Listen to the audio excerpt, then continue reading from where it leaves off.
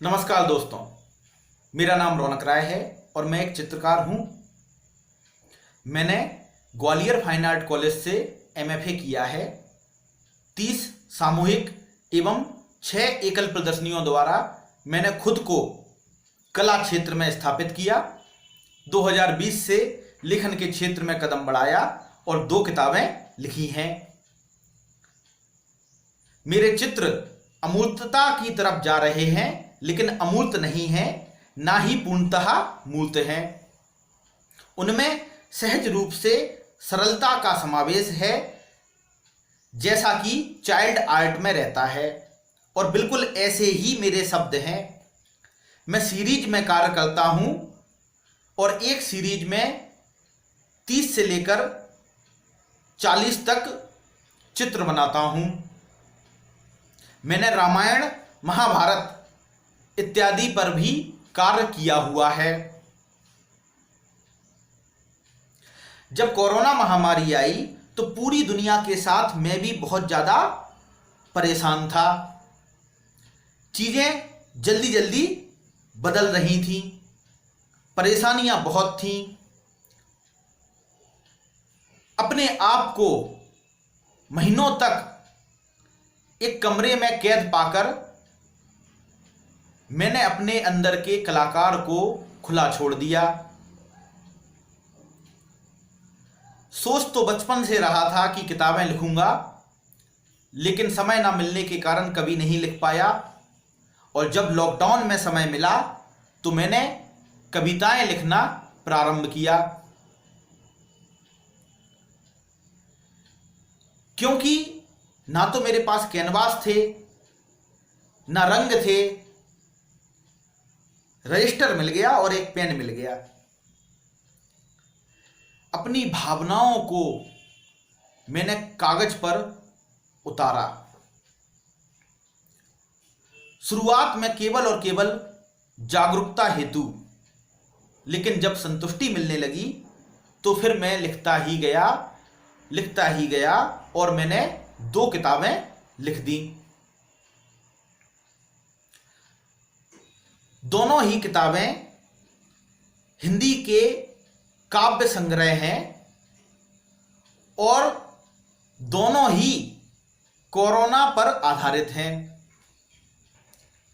लेकिन कोरोना के साथ उनमें आर्थिक मंदी, गरीबी, भ्रष्टाचार, हताशा, निराशा, तनाव, सामाजिक, पारिवारिक, व्यक्तिगत परिवर्तन, शारीरिक और मानसिक चिंताओं का समावेश कर उनके उपाय भी प्रस्तुत किए हैं। जैसा कि लोग कहते हैं कि इंसान समस्याओं में और ज़्यादा उभर कर आता है, यही मैंने साबित किया। साहित्य के क्षेत्र में बहुत परिवर्तन आ रहे हैं और जल्दी जल्दी। 2 बातें हैं, दोनों ही खतरनाक हैं।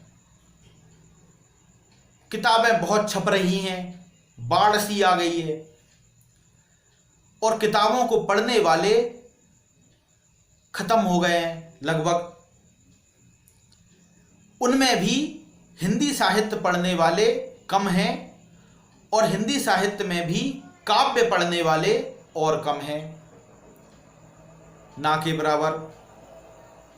ये मेरा फीडबैक है, आपका अलग हो सकता है, लेकिन सच्चाई इसके आसपास है, ऐसा मुझे विश्वास है।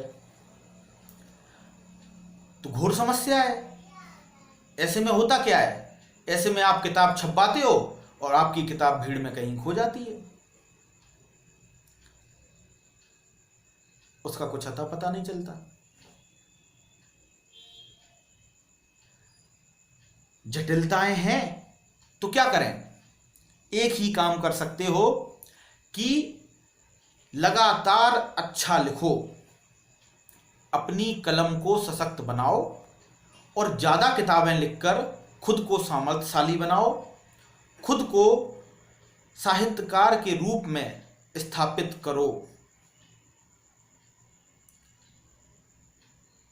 विश्वास करो, दुनिया की नज़र आप पर पड़ेगी और फिर वो आपको पढ़ेंगे।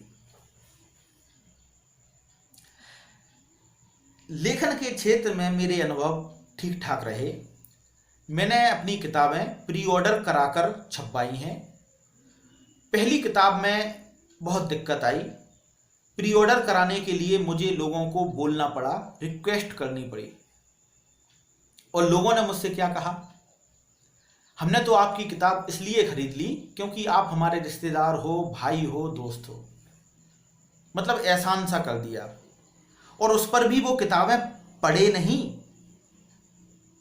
मतलब मेरी किताब यूजलेस सी होने लगी। तो मैंने इससे सीखा और दूसरी किताब के लिए सुधी पाठकों की तलाश में प्री ऑर्डर की लिंक को सोशल मीडिया पर डाला और वहां पर मेहनत की। किसी को भी व्यक्तिगत लिंक नहीं भेजी, ना ही फोन किया। और बहुत प्रचार प्रसार करने के बाद 2 महीने में मैंने 150 प्री ऑर्डर कराकर अपनी दूसरी किताब भी छपवा ली। तो कम से कम यूजलेस तो नहीं हुई, पढ़ने वाले लोगों के पास गई। और इसी का मुझे संतोष है। मेरी पहली किताब कोरोना से आत्मज्ञान देश को समर्पित है। इसमें सारी ही कविताएं कोरोना पर आधारित हैं और देशभक्ति की भावना से ओतप्रोत हैं। सकारात्मकता फैलाने के लिए आतुर हैं। इसमें चित्र भी हैं, रेखांकन है।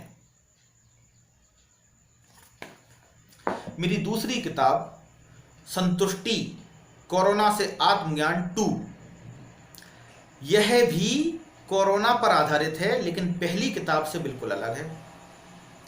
यह समाज को समर्पित है और कोरोना महामारी के साथ दूसरी महामारियों, बीमारियों, परेशानियों का तुलनात्मक अध्ययन प्रस्तुत करती है और ऐसे उपाय बताती है जिससे कि सारी ही महामारियां जड़ से खत्म हो जाएं।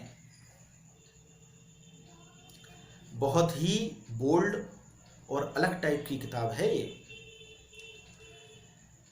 इसमें कोरोना को दूसरी समस्याओं के साथ कोरिलेट किया गया है और उपायों को भी कोरिलेट करके प्रस्तुत किया गया है। इसमें भी चित्र है।